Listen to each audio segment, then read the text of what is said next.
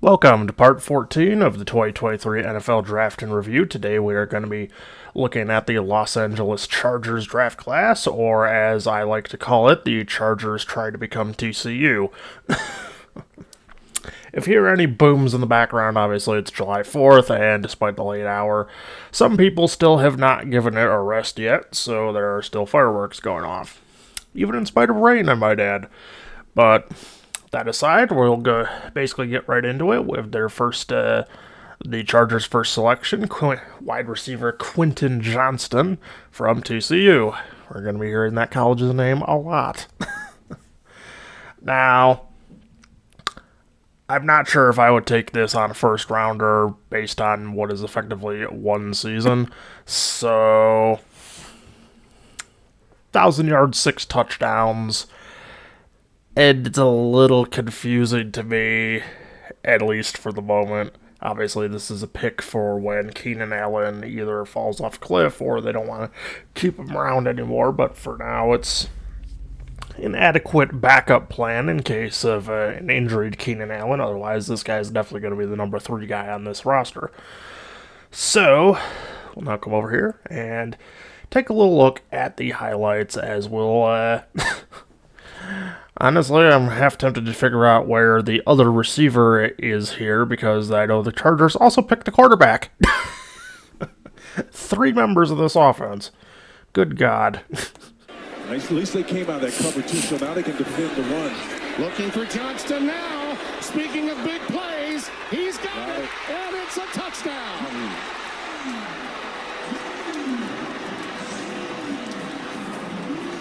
Right off the bat, I see where the quarterback was a 7th rounder.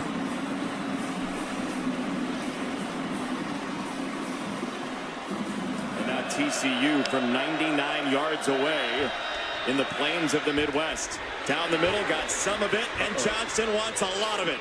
Johnston in open space, dragging Kansas across the Jayhawk logo. I think they wanted to get Quentin Johnston involved today. Huge 3rd down and 7 here. Michigan blitzes. Duggan dumps it off short. Quentin Johnston has the first down, and off he goes. They are not going to catch him. No flags. The magic continues for TCU. Yeah, they weren't really expeditious. Here's a deep throw. Man is open, and it is caught at the 1-yard line by Quentin Johnston.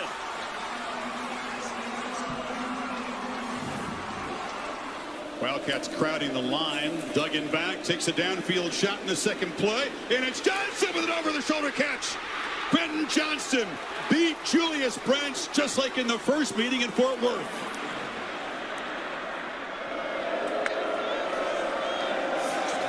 Pressure again from Phelps. Quick release by Duggan. It's Johnston again.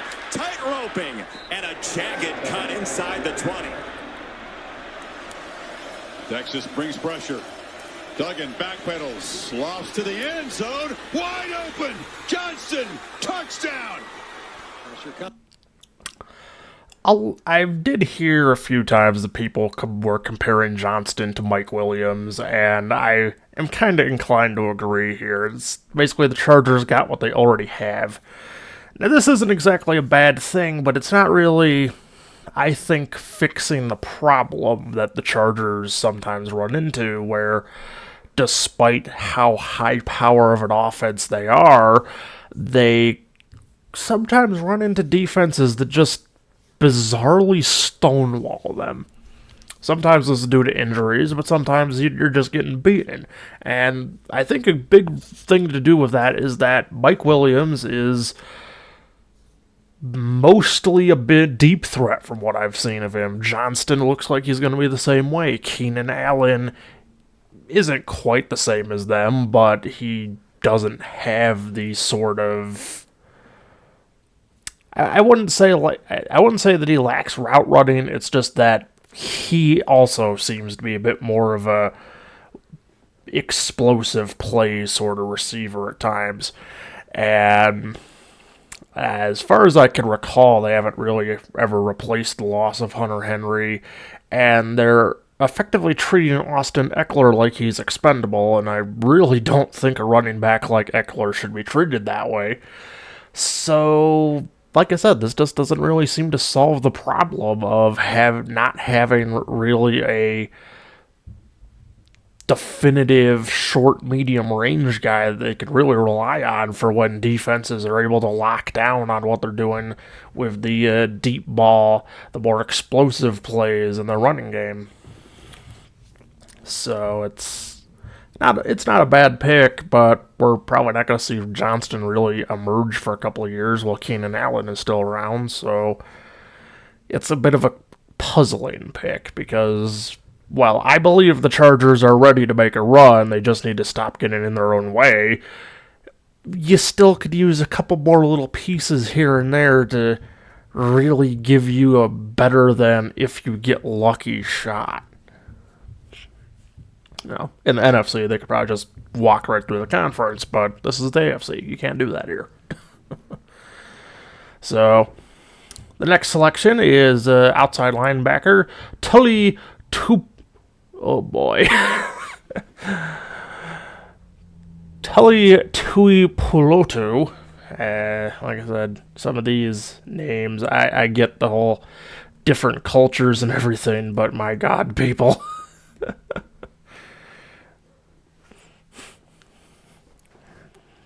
So, this is a little bit more of what I would like to see from the Chargers. This looks a bit like a pick that is going to do a good bit for them, as that's a moderate amount of tackles for a defensive line, outside linebacker type player. Very good amount of tackles for loss and sacks in that senior season. Senior, junior, however they want to put that, So yeah, that does look pretty good to me. So we'll see here. Oof, boy, I am fumbling today. Let's just get to the highlights. Williams transfers to play for him. In trouble, Plummer, and sacked. There's Tuipulotu, who's in the 12. Simple chop rip off the edge, and he's going to beat Aguilar. Has no chance. Somewhere, some way. Fife goes down. They get off, a lot of space out there. That is tough. It's a little out over his toe. What their interest might be, just wanting to make sure that Stanford doesn't score. And there he has just a true USC Trojan. You know, this team has talked about. And he's sacked back at the 21-yard line. Seems to have pretty good awareness of where the quarterback is going. Ball down 10. High, look out from the blind side. Tuipulotu got him down. So dangerous when all year in the Pac-12, 49 off the edge. That's why it's some surprise. Such on his receiver. And they are fortunate that ball didn't wind up on the ground as Tui. A little bit, step or two slow. That time again inside that 5-yard line. J.B. Hicks trying to clearly recommunicate that. And look out, Cam Adding to their totals. It really feels like a lot of the same play, I'm noticing, that he seems to do best with using speed to get around the edge.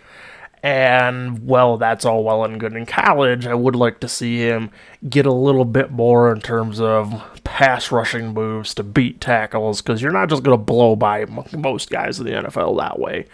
You know, and even the worst ones, you can beat them that way, but you shouldn't rely on it.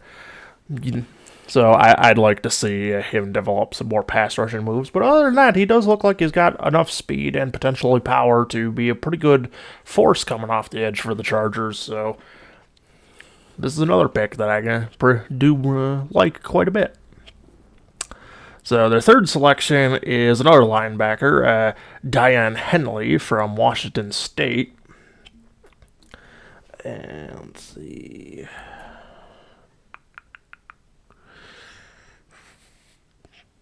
Okay, so the final 2 years he spent in college, and holy shit, 6 seasons in college? The final 2 do show what I want to see from inside linebackers. High tackle rates, a much better tackle for loss amount in his final year at Washington State. Some pretty good interception numbers for a linebacker. Though I do see that he did play a bit of wide receiver and defensive back in his first 3 years, so maybe that's not too much of a surprise. Decently well involved in the fumble recovery game. 5 recoveries and a touchdown on one of the returns. So this looks like it could be one of those more versatile players that you can sometimes get in those mid-rounds.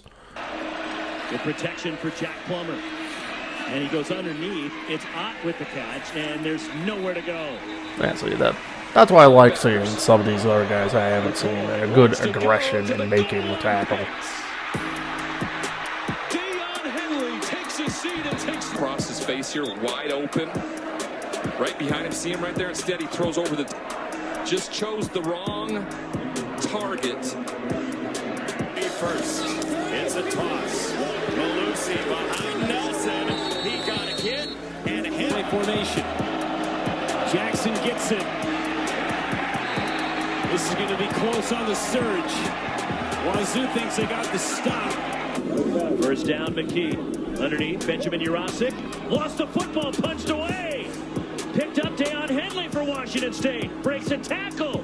And Henley... Football. Ruling on the field is a fumble recovered by the defense. First down, Washington State. First down, first. 31, Jaden Ott. Hit and drop the loss. Deion Henley blasting through for the Cougars. Wasted up. You're Jack Plummer. It was an incomplete pass, so the clock's not rolling. You want to short. McCoy. They heat him up. They eat him up. A third down to rush the passer. Not much. They get it out wide. And another stop on third down. Here earlier in the third. Pressure coming, and Williams, here's he's thrown. Incomplete. He was looking in the direction. Great tackle. Yeah. And if Henley does... Penix to the outside for Davis. He's going to be upended short of the 40-yard line. Ball coming. The forced fumble here. Well, no, it actually might have been Henley coming in late there. The Butkus finalist. LA Bowl last year. As Jan Griffin is spun down, it's Deion Henley. And penalty marker is down. And they come. Millen goes down.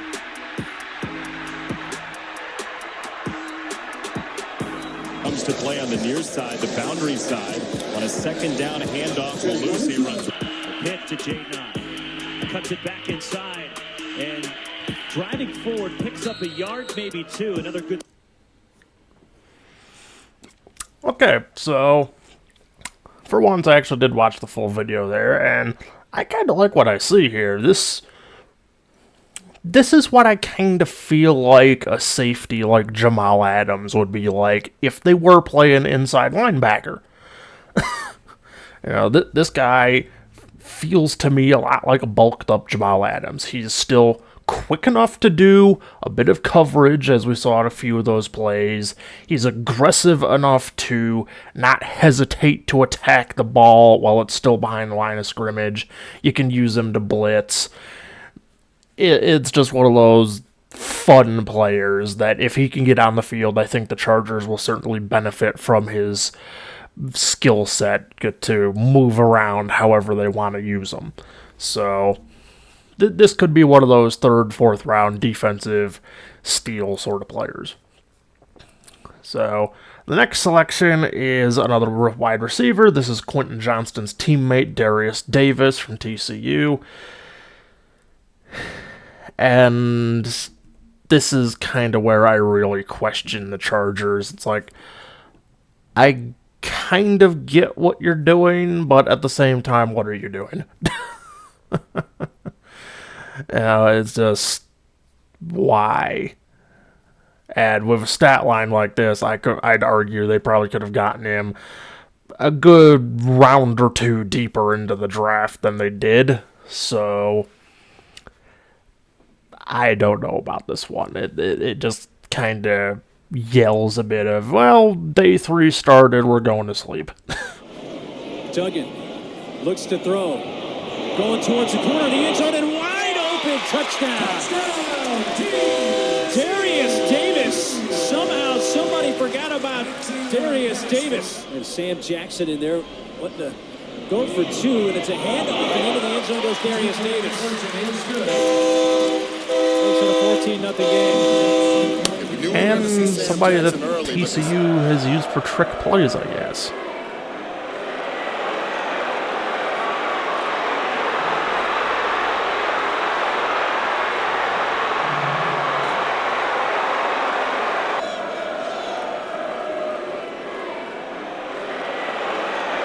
I mean, it works, but it doesn't work as much in the NFL.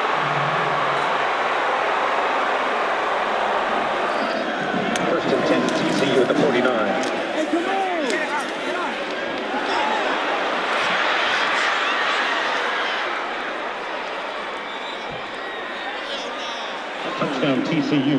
Darius Davis. First and 10 TCU at the 49.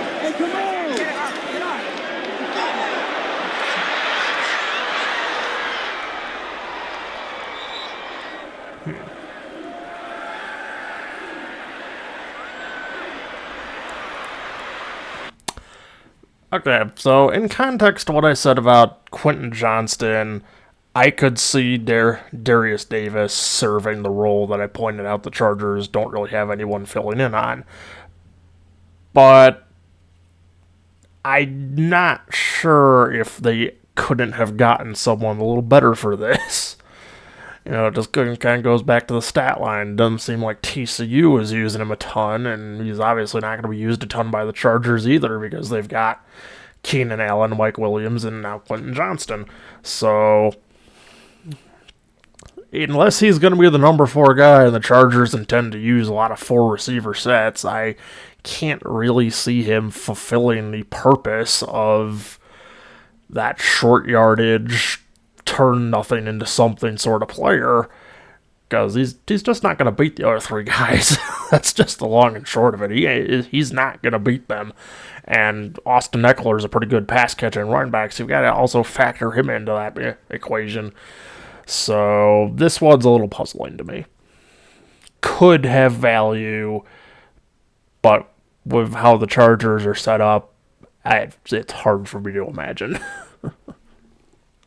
So, the 5th round selection is offensive tackle Jordan McFadden, and as far as I know, Justin Herbert's not really getting sacked very much, so this is most likely just for depth padding, but that's not always a bad thing. Sometimes you get future starters out of that, other times you get quality backups out of that, but we'll see what happens. He was the MVP of that contest. DJ looking to pass. Got away momentarily, delivers a strike to Ngata for the first down. Oh, and those are the types. Gonna hand it off, touchdown Shipley. And he's gonna take off again after they empty out the backfield, and he picks up the first down plus about 3 yards. Uiagalelei, touchdown Ross. Had a bit of a handful of jersey there.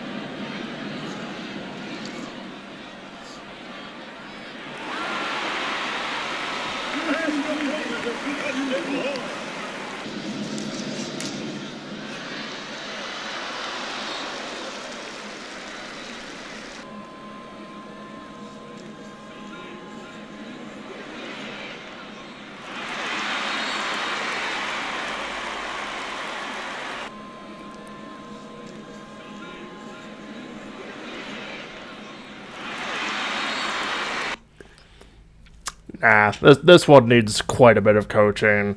I've seen like 3 or 4 different spots in there where that is a holding penalty. So, this one needs a lot of coaching, or he's probably just going to be a bench rider, which, like I said, that's further than so many players get, but obviously I think anyone that really gets into the NFL, you'd prefer to be playing, and I don't think this guy's going to be. There's just too much there. He's not particularly quick on his feet, it seems. He's not particularly good at controlling blocks, thus the holding penalties there that didn't get called, which really should have been. So, like I said, just bench depth. Nothing more than that. So next up we have defensive tackle Scott Matlock, and there was this, I did see when I was setting this up that there were a lot of videos for Scott. So I'm anticipating that this is going to be one of those players that possibly fell when it didn't really make sense for him to. So we'll see what happens here as the sacks are a little inconsistent. 2, 7, 2.5. That's a bit odd. If he can manage 7, I'd like to see that again. Tackle for loss, kind of in the high end of the low side to right in the middle of being acceptable for tackles for loss by the position. Reasonable amount of tackles in spite of that, though, which is kind of a point against. That suggests that you're kind of cleaning up the mess for the rest of the defensive line.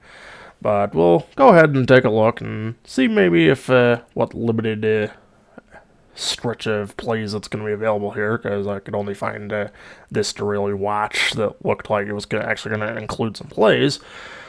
So there we go, let's see. 3-year starter. He was a team captain this last year. He's a pretty good athlete, moves better than you think when you're watching him. You feel like he's going to be clunky, but he actually moves fairly well down the line, as you see right here with his change of direction and the hustle on the backside. He needs to be a little better in terms of getting off blocks and really taking control of the early stages of the block. But I think he's an interesting 4-eye or 5 technique player along the defensive line. 4-eye is going to be the inside shade of the tackle. The 5 technique is going to be over the tackle. It's a 3-4 technique typically that you find. And so he's a big frame guy, as you can see, at over 300 pounds. So the guy who kind of popped up for me late in the process, and somebody who, and look at this, you need him to catch a touchdown for you down near the goal line. Oh, that's not a problem. A number 99 touchdown, that's not a problem. So, yeah, I can't really argue with what's being said there. There is some points that of coaching that need to be addressed there, but this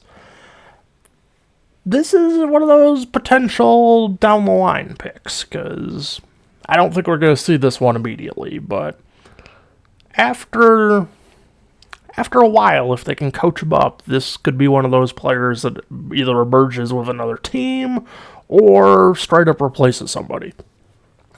So that is going to bring it to the final player in this class, which is Johnston and Davis's quarterback, Max Duggan.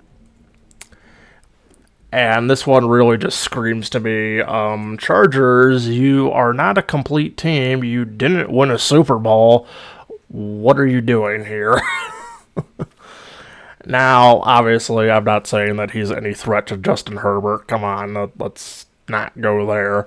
But even as a backup, I just kind of can't see it. It's only really had one particularly impressive stat line in college. And I think I could be wrong, but okay, so they only have Easton Stick on roster aside from him to back up Herbert. So I guess to get a backup for Justin is a good idea, but as far as I know, Herbert really hasn't missed much time in his career thus far, and obviously he's on a very, very hot start to his career. So I just kind of question picking a backup like this when you could just do that in free agency. But for just the sake of taking a look, maybe he could be a quality backup. We'll see. If they win out, you wonder what seed they would be in the college football playoff. Duggan end zone again. It's Jordan Hudson, a top 10 recruit at his position out of high school. First down and 10. Used to play the position, right? Yeah, a little bit. Duggan quarterbacking. Taking off, Duggan with his legs. Oh, Duggan all the way for the touchdown. And wide receiver 1 right now looks to be banged up. Duggan, he's going to look for the long ball. Drops it in behind the defense to Tay Barber. House call. Touchdown. Looking for Johnston now. Speaking of big plays, he's got it, and it's a touchdown. That ball is a bit underthrown. Touchdown anyways, but still gotta hit that in stride. And it's Duggan on the run. He scores.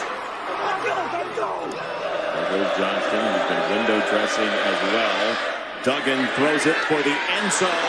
What an adjustment, Tay Barber. That is absolutely insane. Wildcats crowding the line. Duggan back, takes a downfield shot in the second play, and it's Johnson with an over-the-shoulder catch. Quentin Johnston beat Julius Brents just like in the first meeting in Fort Worth. They want to get him going early. Here's Duggan, pressured, rolling out to his right, throwing, end zone, got it! Touchdown, Savion Williams, and TCU strikes first. Play action. Duggan, again, all kinds of time. Floats one and drops it into Johnston. He's gone. Touchdown.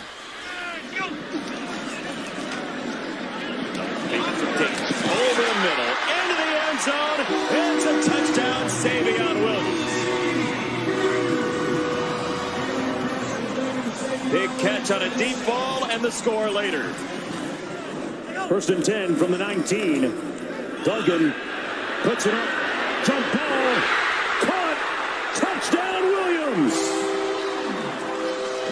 Miller's a tailback. Duggan's going to throw it. Now he's going to run. Duggan, touchdown. Texas brings pressure. Duggan backpedals, lobs to the end zone. Wide open. Johnston, touched. Yeah. With, I would say maybe the appropriate development, I could see Duggan maybe doing pretty well. But it's kind of difficult for me to say that he's going to get that chance, because I don't really think he's going to, because if you look around the NFL today, you don't really have that magic backup anymore. You don't have that guy that comes in, becomes a starter after somebody, gets injured, gets traded to another team, and does exceptionally well for them. I can't even think of one that has happened with in a long time. Pretty much all the quarterbacks that, as I'm kind of thinking for a minute here, is they're either drafted by their teams, and thus they're the guy for that team, or they're established products like Aaron Rodgers, Derek Carr, Russell Wilson, that their original team feels that they've outlived their period of, well, maybe not dominance in the case of Derek Carr, but period of being the face of that franchise. And so they ship him off to another team that needs a quarterback. And that's just how it seems to be for all the quarterbacks. Even the very, very low number of backups that are on schedule to be starters going forwards, like Brock Purdy.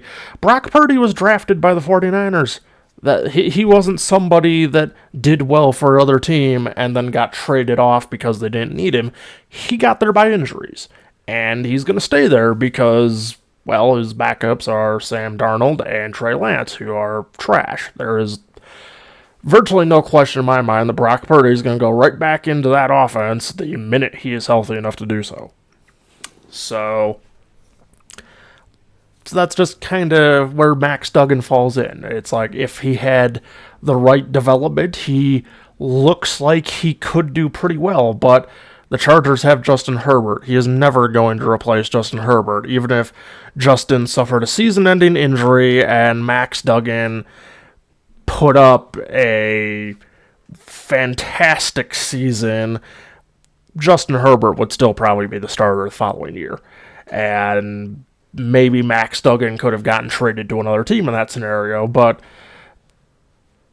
I think that we're kind of in that rare instance where there's not really that many teams that are in desperate shape where quarterback is concerned. Well, we'll see after this year. There's usually always, 2-3 teams that develop the need through the year as the guy they either just drafted doesn't pan out, or retirements, injuries, etc., etc.